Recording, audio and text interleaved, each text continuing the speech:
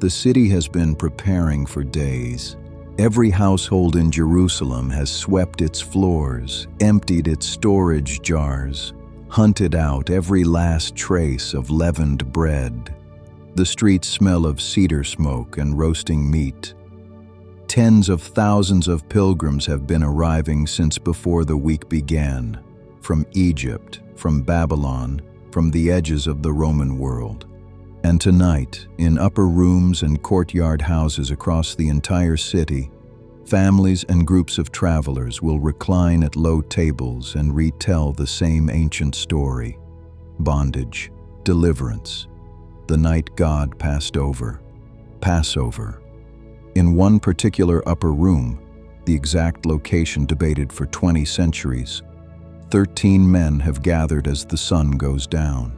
The lamps have been lit, the wine has been poured, unleavened bread sits on the table in front of them.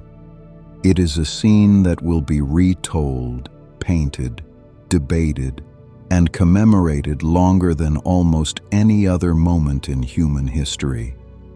And almost every famous image of it gets the details wrong.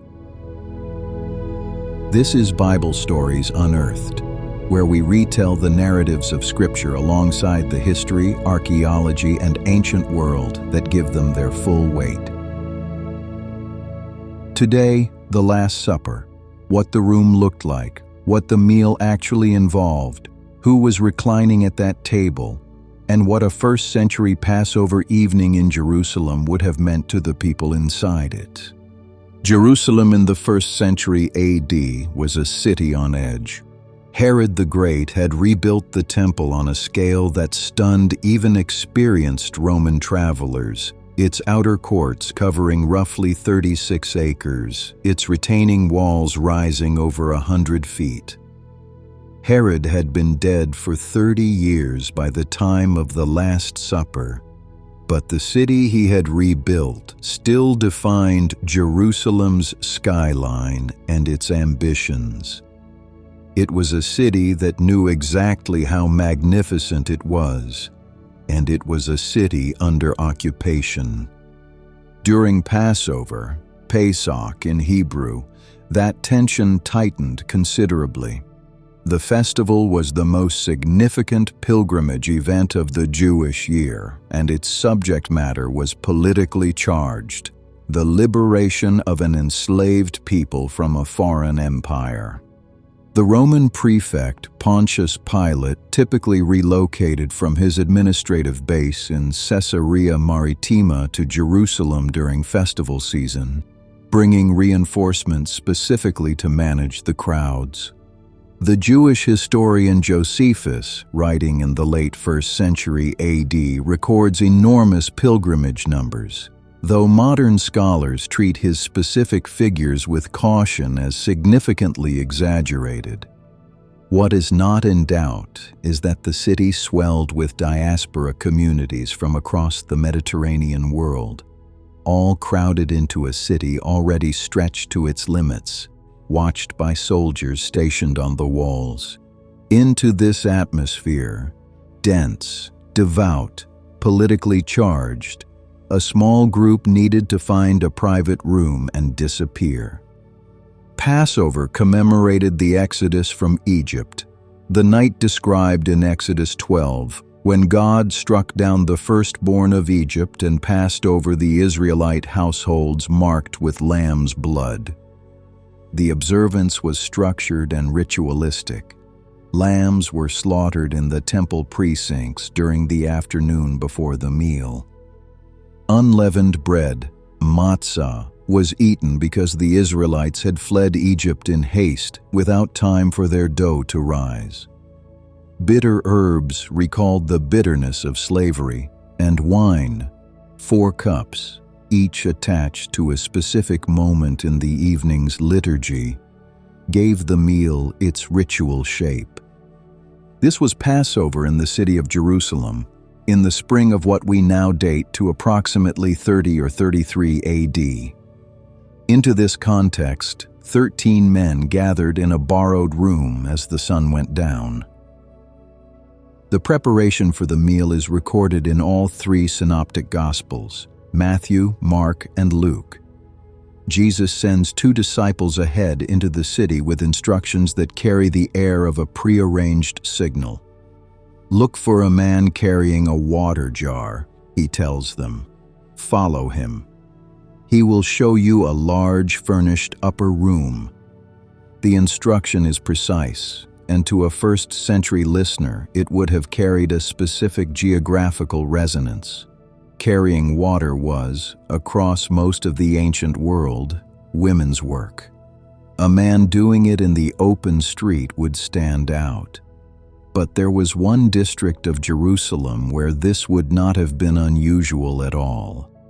Archaeological research, most prominently by the Franciscan archaeologist Bargil Pixner, has identified a section of Mount Zion, adjacent to the traditional site of the upper room, as a quarter associated with the Essenes, a Jewish sect who maintained celibate, male-only communities and performed all their own domestic labor, including water carrying. Scholars have proposed that the man with the water jar was not just a conspicuous figure meant to be noticed. He may have been a deliberate geographical marker, directing the disciples toward this specific district of the city. This interpretation remains scholarly proposal rather than confirmed consensus, but it places the instruction in a richer and more precise historical context than a simple gender anomaly. Whether the encounter was divinely foreknown or the result of a prior arrangement, both Mark and Luke record that the disciples found everything exactly as Jesus had described. The Greek word used for the room, anageion in both Mark and Luke, means an upper-story room or guest chamber. These were common features of Jerusalem's multi-tiered domestic architecture, found across all parts of the city and in buildings of various sizes and means. The text specifies that the room was already furnished, and here the Greek implies not just tables and cushions, but a room set up specifically for the Passover meal. Which brings us to the detail that separates historical reality from almost every famous image of this evening. When Leonardo da Vinci painted The Last Supper between 1495 and 1498, he arranged 13 figures upright on chairs behind a long rectangular table, all facing outward in a single row, in the manner of a Renaissance banquet. The painting is so famous and has been reproduced so relentlessly that for many people it simply is the Last Supper. It is also almost entirely inaccurate as a depiction of how first-century Jewish formal dining worked. Formal dining in the Roman and Jewish world of the first century did not happen seated upright at high tables. It happened reclining. The standard formal arrangement was the triclinium, from the Greek for three couches.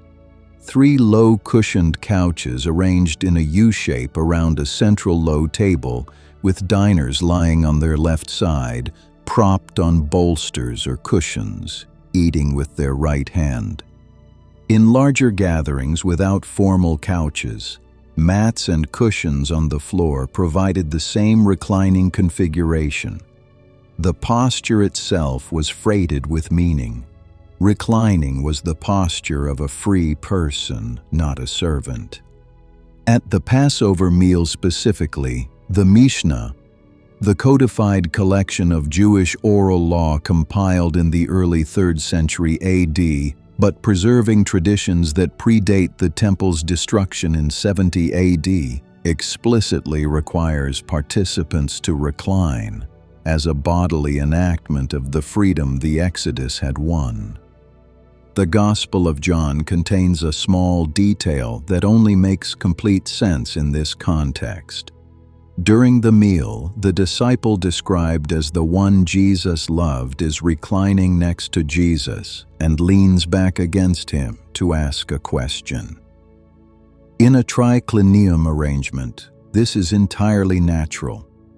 The diner to the host's right would be positioned slightly ahead of him on the adjacent cushion, close enough to lean back easily within whispered distance. In Da Vinci's arrangement, it would be physically awkward. The text assumes a room that the painting erases.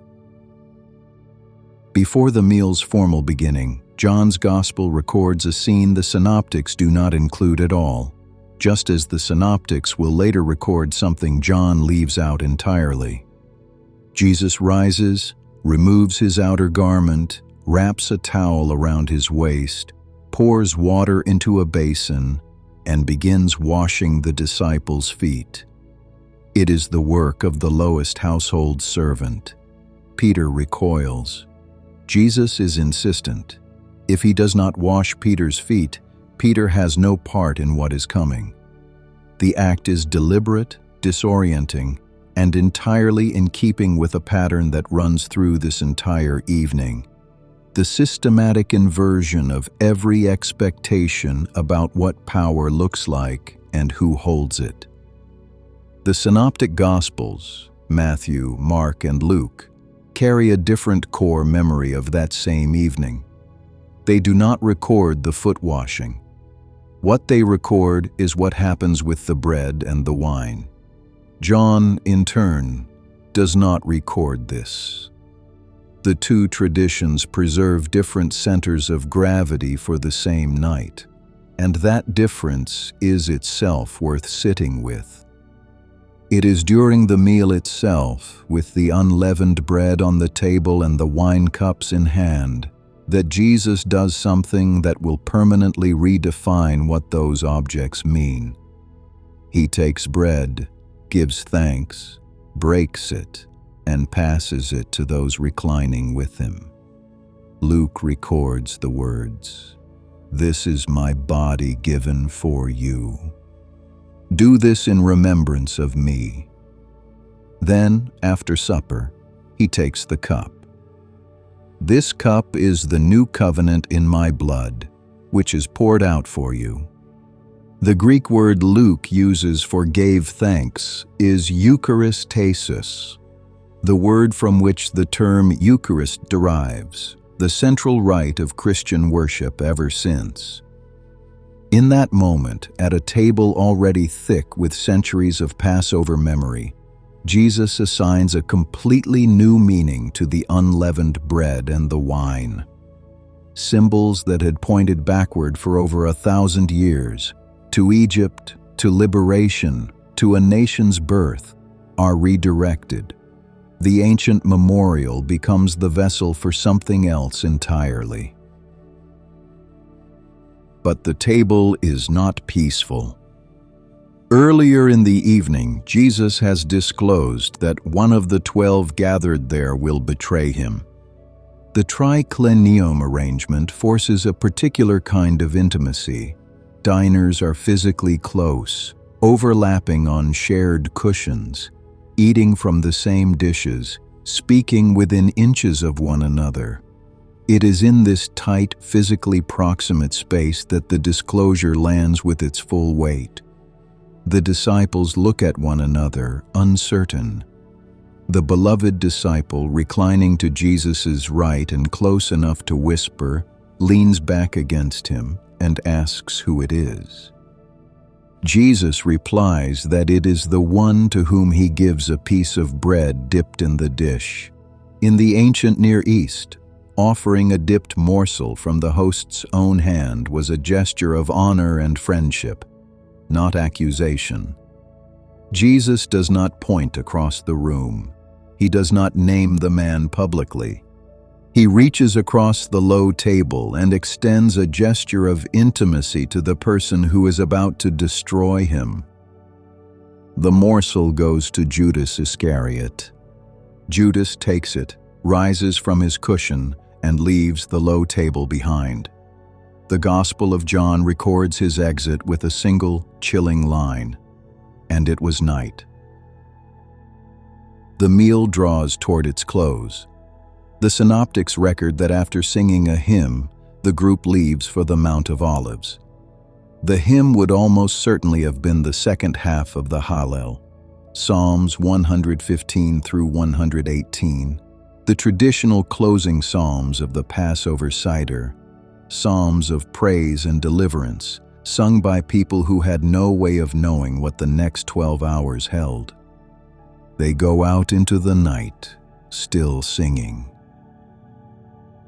The traditional site of the Last Supper is the cenacle, a room on the upper floor of a building on Mount Zion in Jerusalem, venerated by Christian tradition since at least the 4th century AD.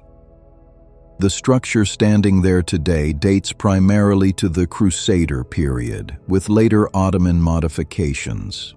Whether it preserves the actual location of a 1st century room is impossible to verify.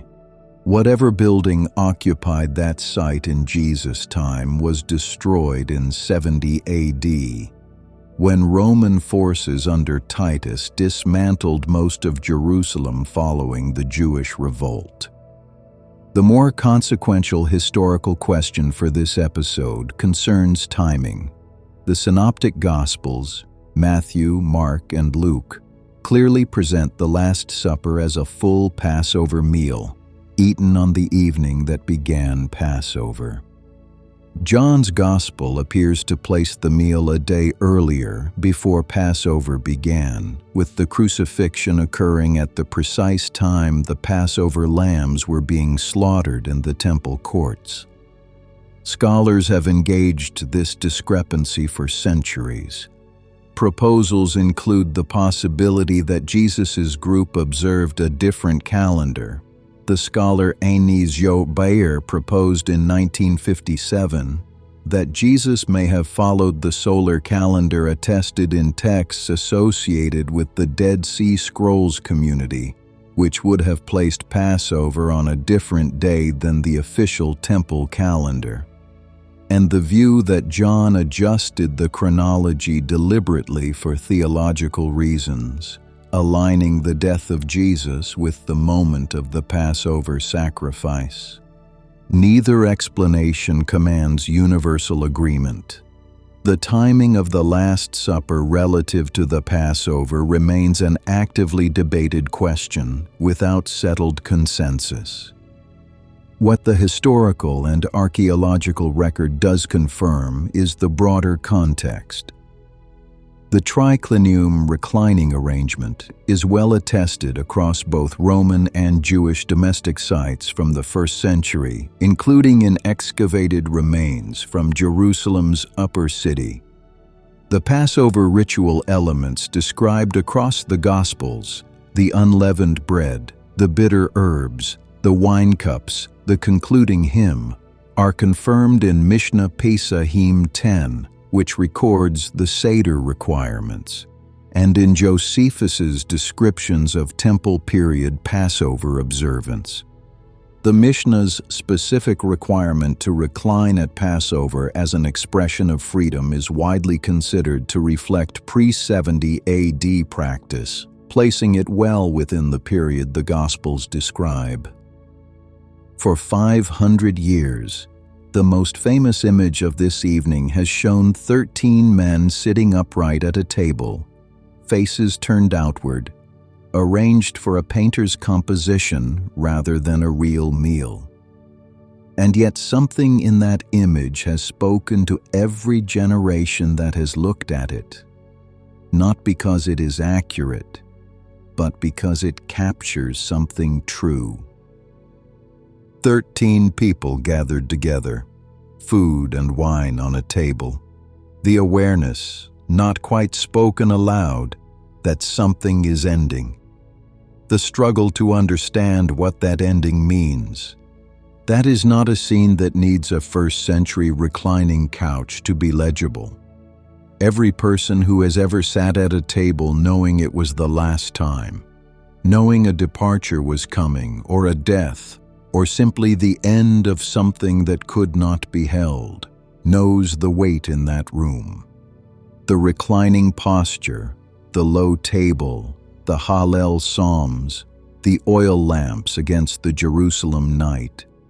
These are not details that diminish the scene.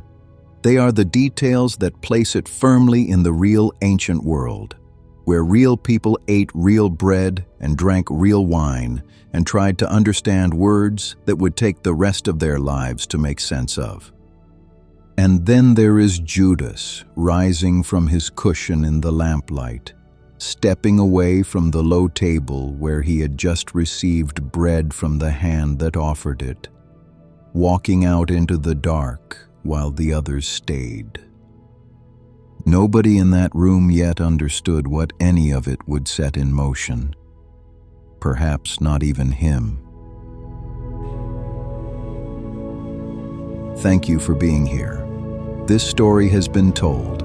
Subscribe and return to Bible Stories Unearthed. The book is open. Let's unearth more.